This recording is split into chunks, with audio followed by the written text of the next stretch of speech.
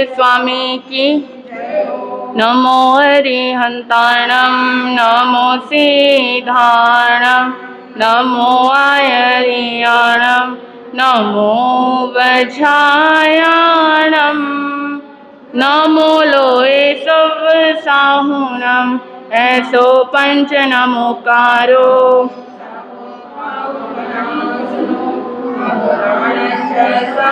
कृष्ण परमं हवै मंगलं मंगलाणं च कृष्ण परम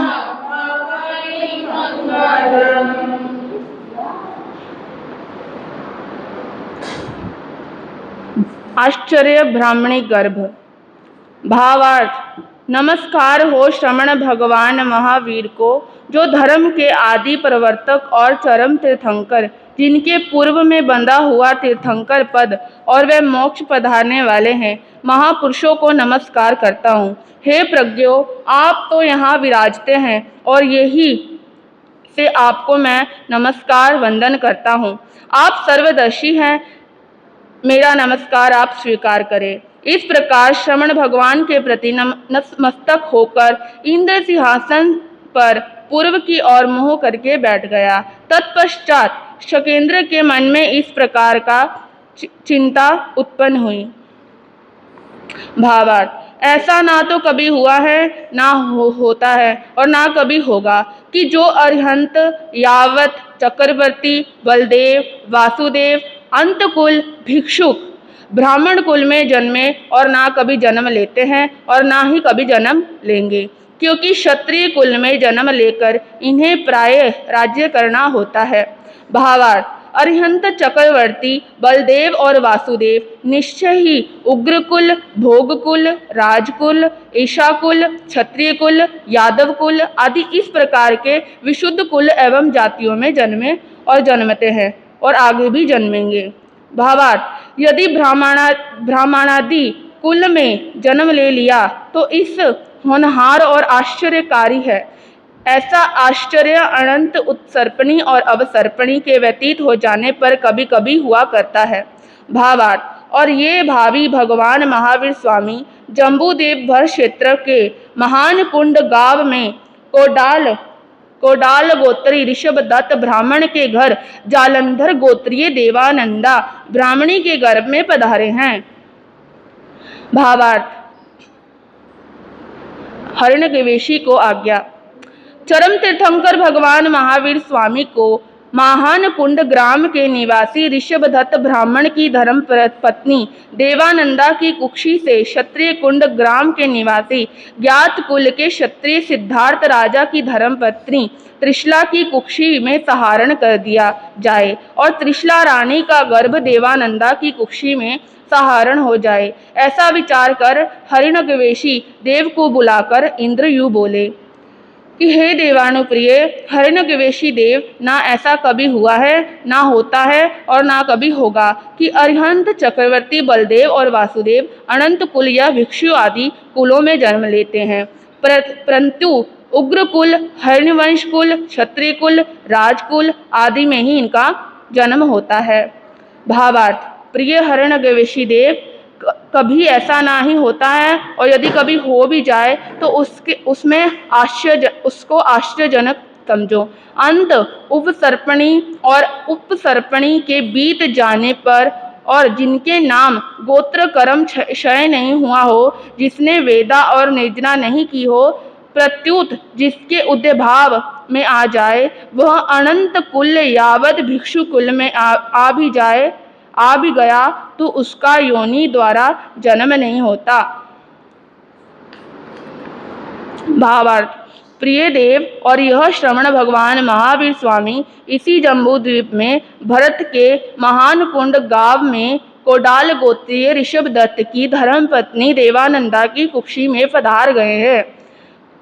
प्रिय हिरण्यकेशी देव, तब भूत वर्तमान और भविष्य के शक्र इंद्रों का यह कर्तव्य हो जाता है कि वे अरिहंत को तथा प्रकार से अंतकुल यावत भिक्षु कुल से प्रधान कुल क्षत्रिय कुल आदि में सहारण करवा देते हैं। देव तुम जाओ और श्रवण भगवान महावीर स्वामी को ऋषभदत्त ब्राह्मण की धर्म पत्नी देवानंदा की कुक्षी से संहरण कर क्षत्रिय कुंड नगर में सिद्धार्थ राजा के घर त्रिशला रानी की कुक्षी में रख दो और उस रानी के गर्भ को संहरण कर देवानंदा की कुक्षी में रख दो। फिर शीघ्र ही आकर इसकी सूची मुझे दो। भाग्यशाली त्रिशला। तब हरणगवेशी देव शकेंद्र की आज्ञा को सुनकर प्रसन्न चित्त से हाथों को जोड़कर बोला, भगवान उचित है, मैं आपकी आज्ञा का पालन करके अभी लौटता हूँ। कहकर वो देव चला गया। वहां वेक्रिय समुद्घात करके संख्यात योजन का एक लंबे दंड जैसा उसने अपना वेक्रिय रूप बनाया और अनेक प्रकार के रत्नों के स्थूल पुद्गल को छोड़कर सूक्ष्म पुद्गल ग्रहण किए। दोबारा फिर वेक्रिय समुघात करके उत्तर वेक्रिय रूप बनाकर और उत्कृष्ट त्वरित आदि शीघ्र देव गति से चलकर तिरछी दिशा के असंख्य योजन द्वीप समुद्र के मध्य भाग में होते हुए वह जम्बू द्वीप में भरत क्षेत्र के माहन कुंड ग्राम नगरस्थ ऋषभदत्त ब्राह्मण के घर देवानंदा ब्राह्मणी को अस्वापिनी निद्रा के वशीभूत बना अशुभ पुद्गलों को दूर करके शुभ पुद्गलों को प्रक्षित करके उसने भगवान से आज्ञा मांगी। तत्पश्चात श्रवण भगवान महावीर स्वामी को बिना कष्ट दिए दिव्य प्रभाव से हाथों में लेकर जहां क्षत्रिय कुंड ग्राम में सिद्धार्थ राजा की धर्म पत्नी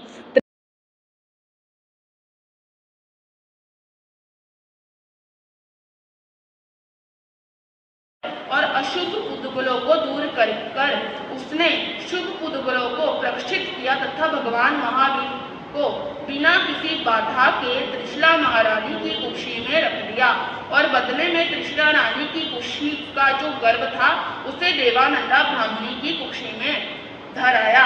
इतना करके वह देव जिधर से आया था उसी ओर चला गया।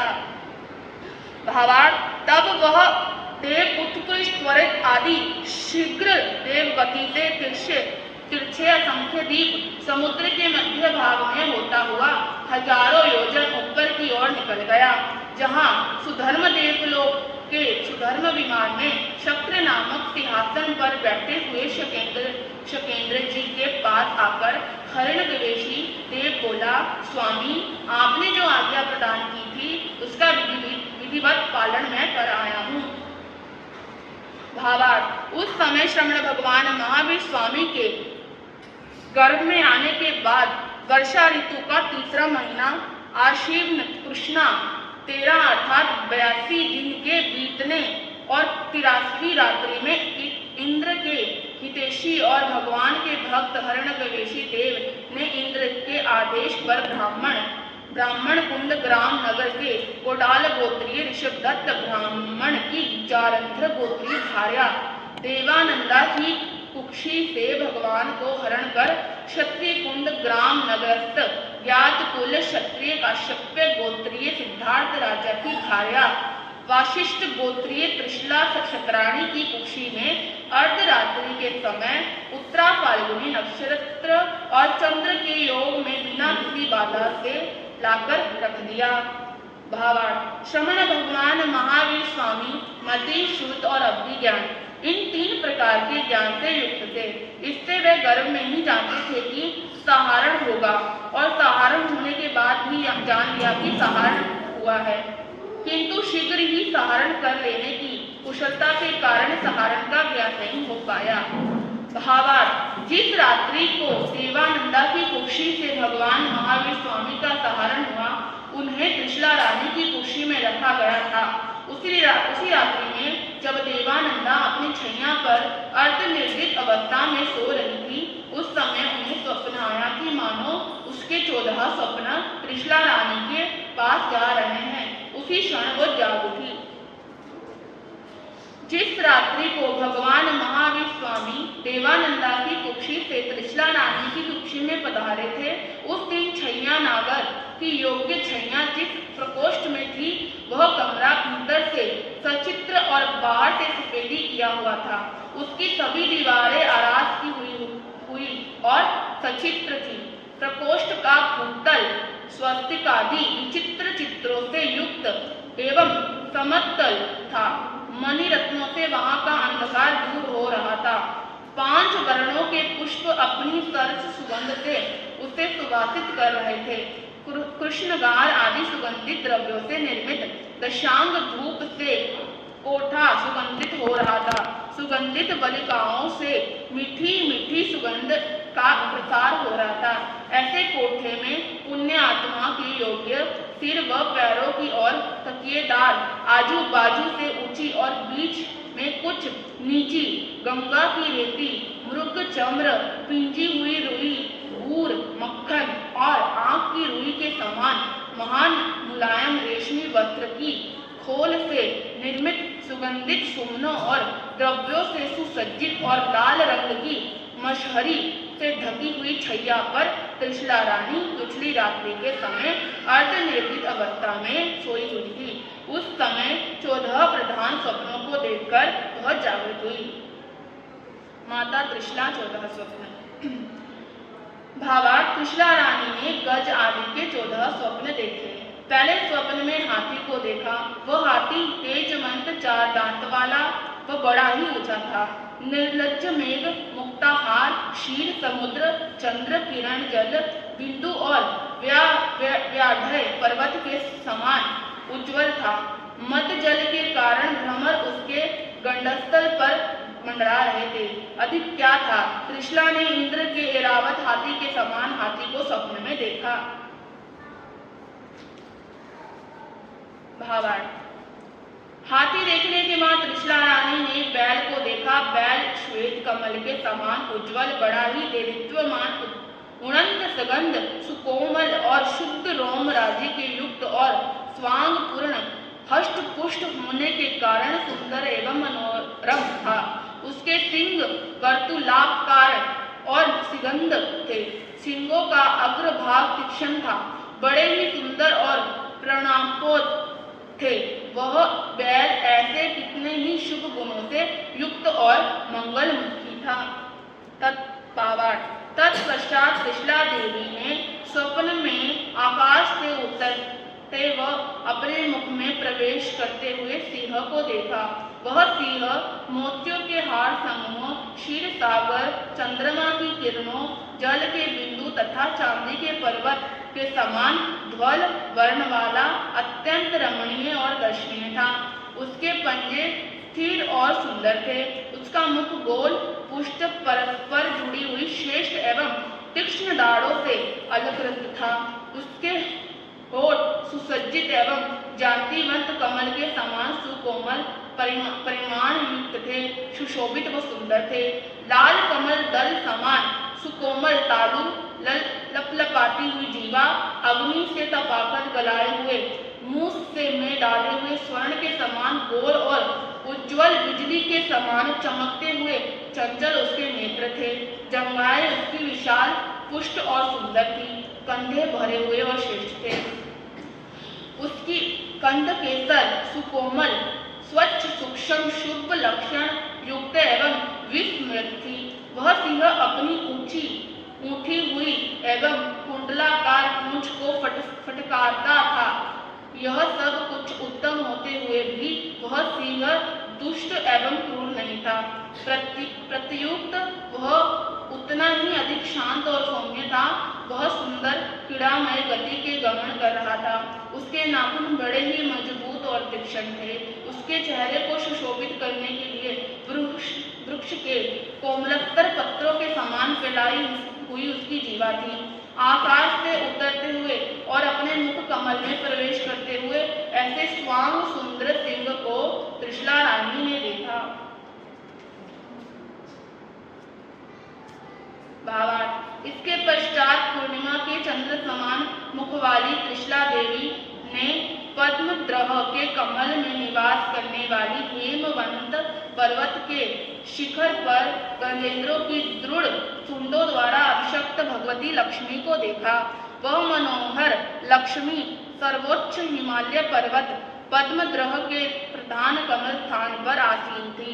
उसके चरम सुस्थिर स्वर्णमय कछुए के समान, मध्य में ऊंचे और आसपास नीचे, अत्यंत उन्नत पुष्प अंगुलों आदि पैर के नख सुगंध एवं स्वभाव ही से लाल थे, मानो वे लक्षादि रस से रंगे हुए अथवा ताम्रमणि हो।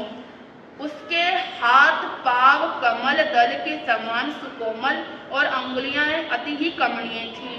पिंडलियां पूर्विंद भूषण अथवा आवृत विशेष के समान ऊपर से स्थूल और कर्मश गोल तथा नीचे की ओर पतली होने से बड़ी ही शोभायमान थी, जिनमें दोनों घुटने गुप्त थे। उसकी जंघाएं ऐरावत हाथी की सूंड के समान मोटी व पृष्ठ थी। कमर सुवर्ण किरण युक्त मनोहर विस्मृत थी। उच्च जाति के अनेक अंजनों भ्रमर और घनघटा के वर्ण के समान सरल संगन सूक्ष्म सुंदर विलासमय शीरीष सुमन से अधिक कोमल और रमणीय उसकी रोम राजी थी। उसका जंगन स्थल नाभि मंडल के सुंदर विशाल और सुलक्षण संपन्न था। उसके शरीर का मध्य भाग पतला श्रेष्ठ और 3 रेखाओं से युक्त था। उसके अन्य अंगोपांग चंद्रकादि मणियों रत्नों व पीतवर्णी स्वर्ण और स्वच्छ व उच्च जाति के लाल स्वर्ण निर्मित अंगोपांग में पहनने के आभूषणों से सुशोभित था।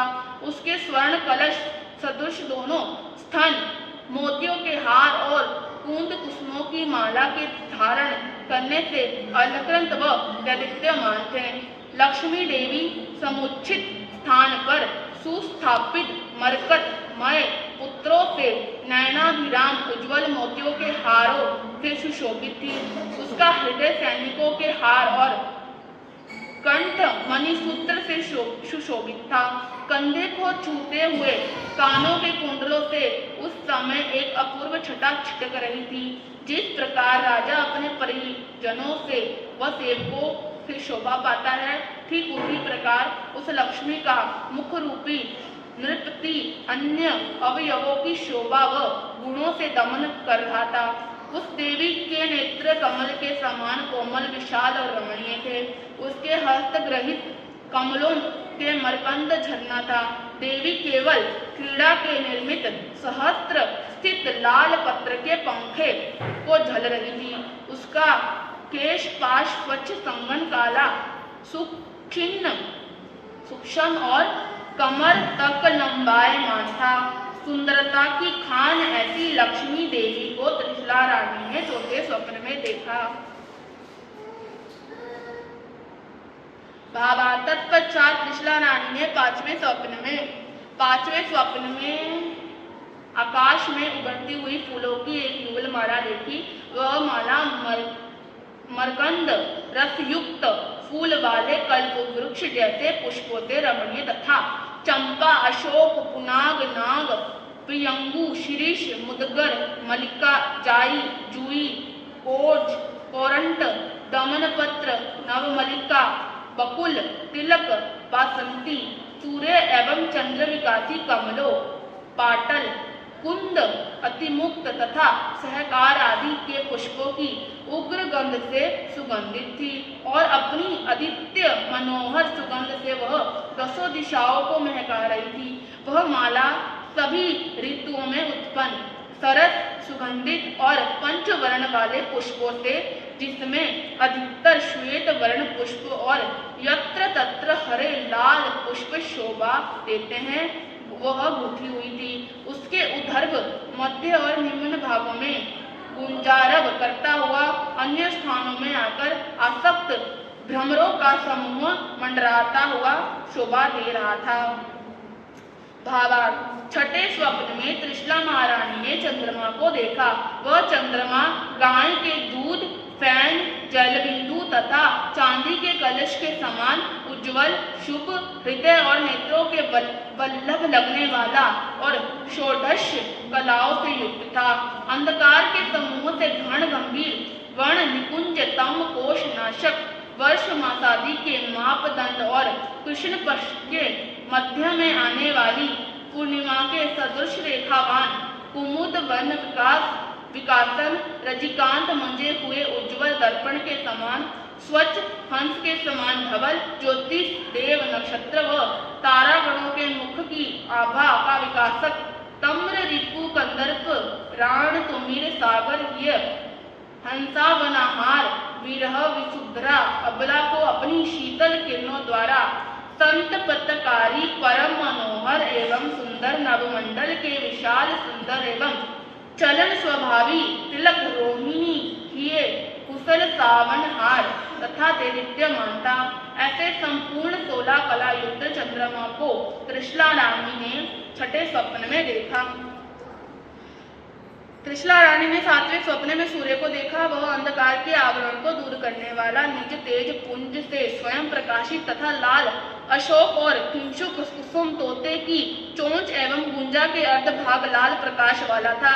कमल के वन को विकसित और सुशोभित करने वाला ज्योतिष चक्र का प्रमुख चिन्ह रूप आकाश का दीपक हिमराशि विध्वंसक ग्रह गणनायक रजनी रिपु केवल उदय और असक्त के समय मुहूर्त भर को सुख से दिखाई देने वाला और शेष समय में कठिनाई से दिखाई देने वाला रात के समय स्वच्छंद विचरने वाले चोर और अन्यायियों के भ्रमण को रोकने वाला शीत वेग मंथक मेरु पर्वत प्रदक्षिणा करके उसके आसपास परिभ्रमण करने वाला तथा अपनी हजारों किरणों से चंद्र आदि अन्य तेजस्वी पदार्थों की कांति को मंद करने वाला था।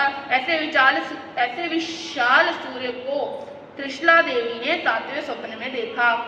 भावार्थ तत्पश्चात त्रिशला देवी ने 8वें स्वप्न में एक ध्वजा देखी। वह ध्वजा उच्च जाति के एक स्वर्ण दंड पर स्थित थी। जैसे मनुष्य मस्तक पर शिखा शोभती है, जो उस ध्वजा के ऊपर एक साथ मिले हुए नीले, लाल, पीले, श्वेत, सफेद और काले रंग वाले कुसुम माला और यत्र तत्र फरकते हुए मोर पुंछ बाल के समान शोभा देते हैं। वह ध्वजा अत्यंत शोभामान थी।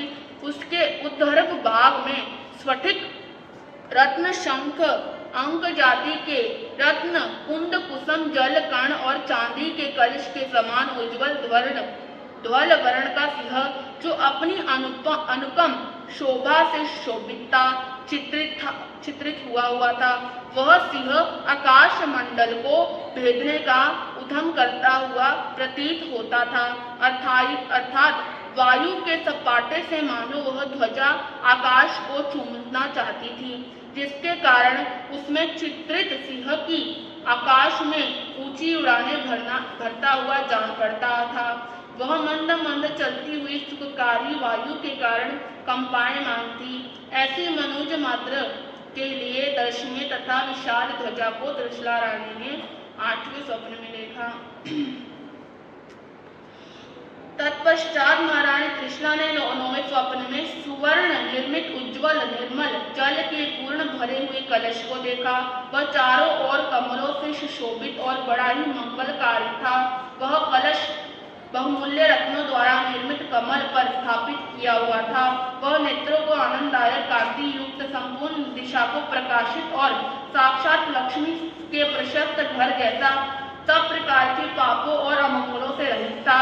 इसलिए वह बड़ा ही शुभ दीप्यमान तथा अनुपम शोभाशाली था।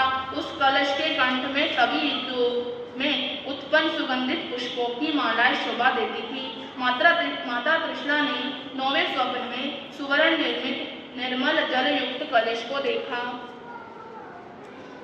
त्रिशला रानी ने 10वें स्वप्न में एक पद्म सरोवर देखा। वह नव उदित सूर्य की किरणों द्वारा विकसित बड़े बड़े सहर्ष दल कमलों के पराग से सुगंधित था। पीत रक्ता भजल से सुशोभित था। उसमें जलचरों से समूह संचार करते थे तथा मत्स्य आदि प्राणी उसकी जलराशि का उपभोग करते थे।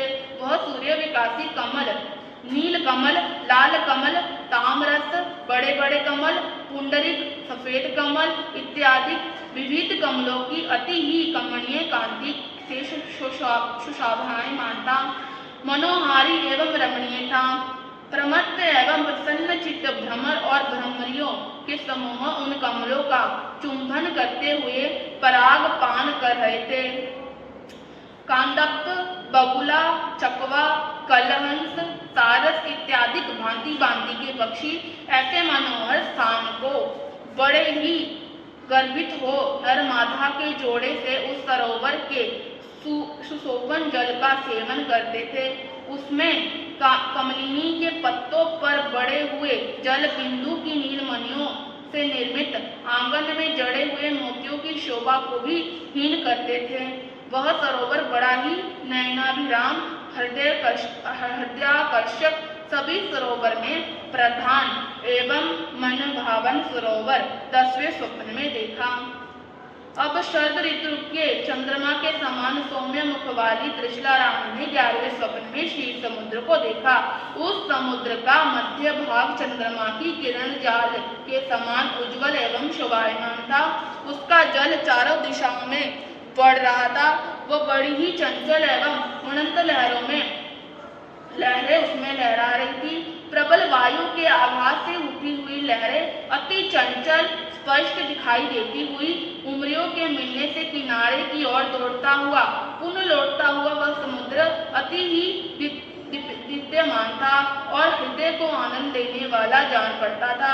बड़े बड़े मगरमच्छ, तिमिंगल, निरुद्ध, तिली, तिलिका इत्यादि विविध जलधर प्राणियों द्वारा पूंछों के पछाड़ने से पानी भर झाग उत्पन्न हो आते थे, जो उसके तट पर कपूर के ढेर के समान दिखाई देने वाला था, जो गंगा, सिंधु आदि बड़ी बड़ी नदियां के तीव्र प्रभावों से उत्पन्न गंगावर्तादि भंवरों से शुद्ध उछलते हुए एवं पुण्य भ्रमण जाल से पड़ने से अत्यंत चंचल जल वाला वह क्षीरोदधि था। ऐसा क्षीर समुद्र देखा। इसके बाद 12वें स्वप्न में त्रिशला रानी ने श्वेत पुंडरी कमल के समान सर्वोत्तम सुंदर एक विमान देखा। वह विमान नवोदित सूर्यबिंब के समान दिव्य शोभाशाली था। सोने की और मणियों के जटिल जाल के महान मनोहर 108 सुवर्ण स्तंभों की झलक से नयनों को चकाचौंध करने वाला एवं आकाश को प्रकाशित कर देने वाले दीपक के समान था। उस पर स्वर्ण पत्रों में लटकती हुई मोतियों की माला लटक रही थी। वह चारों ओर वृत्त, बैल, घोड़ा, मनुष्य, मगर, पक्षी, सर्प, किन्नर, कस्तूरी मृग, अष्टापद, चमरी गाय, संसक्त जंगली जानवर, हाथी, वनलता, पद्मलता इत्यादि के चित्रों से विचित्रित था।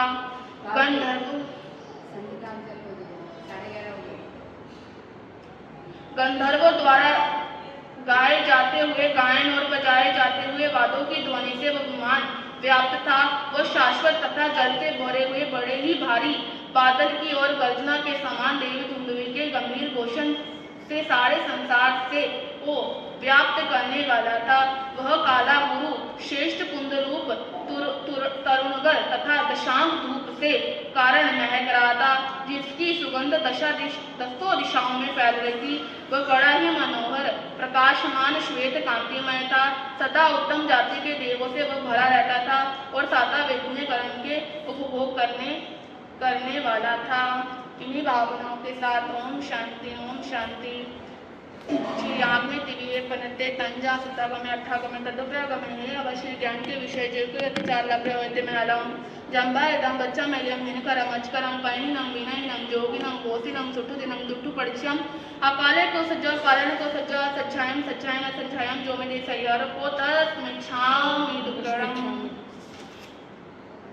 नमो रियंताणम, नमो सिद्धाणम, नमो आयर्याणम, नमो विच्छायणम, नमो लोय सर्वसामणम ऐसो पंच नमोकार सर्व पाव प्रणाशनो मंगलाणम च तव्यतिम परमं हवै मंगलम। गुरुदेव की आज्ञा श्री चतारी मंगलम, अरिहंता मंगलम, सिद्धा मंगलम, साहु मंगलम, केवली प्रणतो धम्मो मंगलम। चतारी लघुत्तमा, अरिहंता लघुत्तमा, सिद्धा लघुत्तमा, साहु लघुत्तमा, केवली प्रणतो धम्मो लघुत्तमा। चतारी शरण पवज्जामि, अरिहंते शरण पवज्जामि, सिद्धे शरण पवज्जामि, साहु शरण पवज्जामि, केवली प्रणतो धम्मो शरण पवज्जामि। ये चार शरणा सुख करना, दुख करना, मंगल करना, आनंद करना, आनंद करना। अंगुष्ठे अमृत बसे लभितना भंडार श्री